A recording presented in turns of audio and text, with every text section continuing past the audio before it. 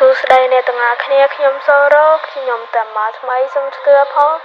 ហើយជួយជា channel របស់ខ្ញុំម្នាក់មួយផងដើម្បីបានវីដេអូថ្មីទៀតបើជា channel របស់ខ្ញុំរួចហើយយើងធ្វើការចូលទៅកាន់វីដេអូទាំងអស់គ្នាតែនៅខ្ញុំមកប្រាប់ពីរបៀបយកសាក Enter ពីរបៀបយកហ្នឹងយើងធ្វើការទៅទីគី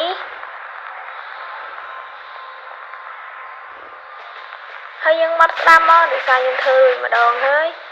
ចឹងខ្ញុំគ្រាន់តែប្រាប់ត្រួសទេហើយនិយាយមើល NPC នេះមកហើយដើម្បី unlock អាទី3បានមុនដំបូងវាមិនទាន់វាអាទី3ទេដោយសារខ្ញុំធ្វើរួចហើយយើង unlock អាទី2សិនដើម្បីក្រាអាទី3បានខ្ញុំរៀងស្អកកបន្តិចពីរបៀបក្រាអាទី1គឺយើងត្រូវនេះ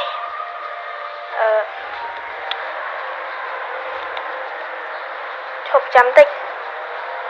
ពីរបៀបក្រាហ្នឹងយើងត្រូវការ Motento 1 Shadow 1 Motento ហ្នឹងយើងត្រូវការ White Terry Shark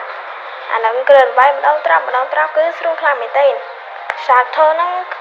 យើងត្រូវវាយកូនត្រីដែលយើងស៊ីវិនយើងជួបវាខំទុករបស់យើងហ្នឹងពីរបៀបការទី2យើងត្រូវការ Terry Eye 1យើងវាយពី Terry Shark ហើយនឹង Motento ខ្ញុំប្រាប់រួចហើយ Fugo យើងត្រូវការវាយអាទុកយើងស៊ីវិនវាចេញមកម្ដង3ហ្នឹងអា Shadow ហ្នឹងខ្ញុំប្រាប់រួចម្ដងហើយអាផ្នែកហ្នឹងវា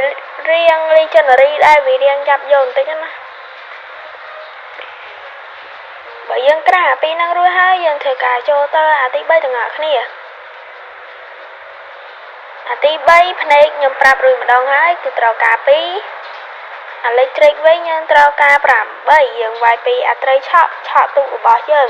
Fugo ហ្នឹងខ្ញុំផ្លឹប5ម្ដងហើយគឺត្រូវការ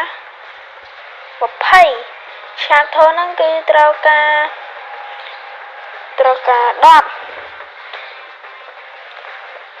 យើងក្រាស់រួចហើយយើងធ្វើការទៅវាយ Terry Shark ទៅវាមានជាប់នឹងខ្លួនរបស់វាហើយវីដេអូយើងមានតែប៉ុណ្្នឹងឯងបើខ្ញុំនិយាយអួលបន្តិចហើយខ្ញុំសូមអធិស្ឋានផង See you tomorrow អ្នកទាំងអស់គ្នា Goodbye